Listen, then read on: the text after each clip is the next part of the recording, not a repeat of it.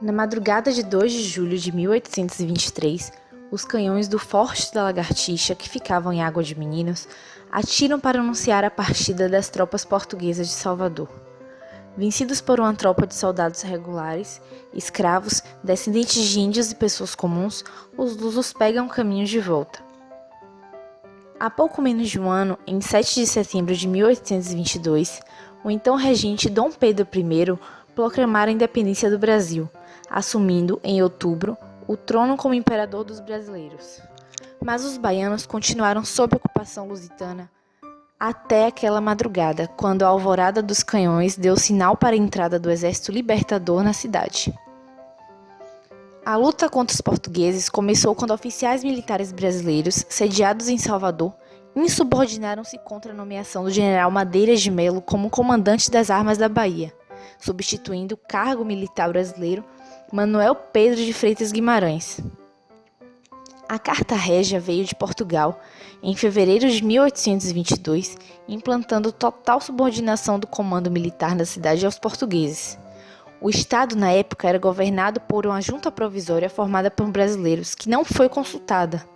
A Câmara Municipal também foi passada para trás, o que aumentou a insatisfação. Madeiras de Melo submeteu os poderes políticos e militares a seu comando e mandou reprimir os atos de insubordinação dos militares e da população a partir de 12 de fevereiro de 1822. No dia 21, o Forte de São Pedro, onde oficiais e soldados brasileiros resistiam, cai para as tropas lusas. As tropas brasileiras se dispersam, mas o movimento continua. Políticos, militares e senhores abastados refugiam-se nas cidades do Recôncavo. Em Salvador, a tropa portuguesa se aproveita do terror implantado por Madeiras de Melo para saquear brasileiros, espancar e matar negros e mulatos.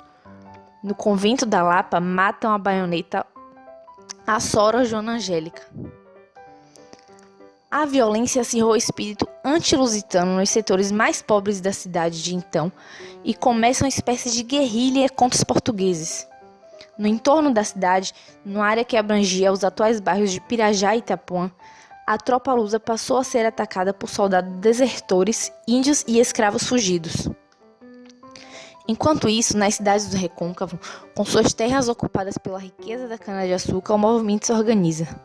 Em 14 de junho de 1822, a Câmara Municipal de Santo Amaro proclama a adesão ao Príncipe Dom Pedro. Foi a primeira cidade baiana, seguida por Cachoeira e várias outras. No dia 25 de junho, soldados brasileiros mal armados rendem uma canhoneira portuguesa que bombardeava Cachoeira. A resistência se organiza rapidamente na cidade, formando batalhões para enfrentar os portugueses. Na ilha de Taparica, grupos locais impediam a navegação lusitana na Baía de Todos os Santos. Começa a guerra que duraria pouco mais de um ano. Mas as tropas baianas não conseguiram terminar a ocupação lusitana em Salvador, mas a proclamação oficial da independência por Dom Pedro, em 7 de setembro de 1822, daria novo alento à luta. Em outubro, o imperador nomeia o general mercenário francês Pierre Labatut para comandar o exército libertador e as coisas começam a mudar. Em janeiro de 1823, Madeiras de Melo tenta tomar a ilha e suas tropas são rechaçadas pela população. Guerrilha no mar e em terra, com batalhões populares como os Encourados de Pedrão e os Periquitos forjando heróis locais como Maria Quitéria e açoitando as tropas portuguesas num terreno que elas não conheciam. Labatut aperta o cerco sobre Salvador e alista filhos e escravos dos senhores de engenho de cana-de-açúcar, geralmente contra a vontade dos barões, no novo exército. Nos dias 8 e 9 de novembro de 1822, vence os portugueses na Batalha de Pirajá, em que o quase místico toque de atacar o corneteiro Lopes alterou o resultado da guerra. Derrotados em terra, os lusitanos continuam a ser fustigados na Bahia. Aí aparecem outros personagens da independência. Thomas Alexander, o almirante Lord Cochrane, mercenário inglês contratado por Dom Pedro, o português João Francisco de Oliveira Botas, o João das Botas, e a negra Maria Filipa. A esquadra de navios velhos e tripulação despreparada de Cochrane, a frota de saveiros de João das Botas e a população liderada por heróis como Maria Filipa impedem a navegação lusitana na Bahia e capturam ou destroem navios de suprimentos para as tropas de Salvador. O cerco é fechado. Na madrugada de 2 de julho de 1823, depois de soar os canhões, as tropas vitoriosas entram em Salvador pela Estrada de Boiadas, no atual bairro da Liberdade. Em homenagem a Lima e Silva, o Duque de Caxias, que comandou a entrada do exército, a estrada depois ganharia o seu nome. Era o fim da Guerra da Bahia.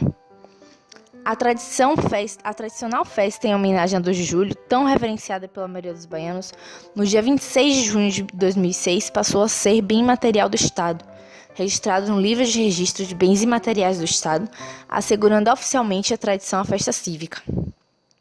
O desfile foi a primeira manifestação popular brasileira, que hoje é conhecida mundialmente, sendo a única manifestação do Brasil que lembra a separação do país de Portugal. Relembra uma guerra sangrenta que uniu baianos, cearenses e sergipanos, e sem ela a independência do Brasil não seria consolidada.